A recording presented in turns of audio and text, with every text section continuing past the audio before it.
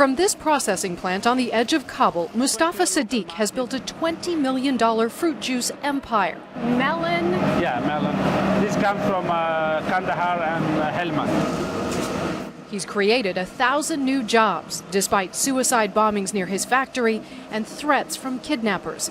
Now, a new worry. U.S. troops are starting to leave. I believe they do not realize when they leave the country how bad effect that will have on the Afghans. They came here and they stayed here for 10 years and they just, in a simple way, they are dumping us and leaving the country. Sadiq told us he's disappointed with U.S. efforts to rebuild the country and worried the Taliban may return. Many Afghans who can afford to leave are already making plans, carrying cash out of the country by the billions. At least $4.5 billion last year alone, according to the Afghan Central Bank.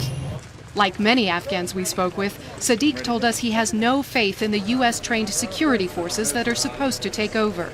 We have a poor army, a poor national police. Inept and corrupt, said Sadiq. In parts of the South where he buys pomegranates and apples, he says they're no match for the Taliban. Do you have to deal with corruption? Yes, of course, it's very normal. Bribes?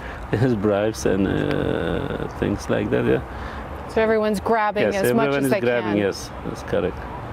I believe that's a far more serious problem than the war itself. Big enough that Sadiq fears corruption could bring down the government.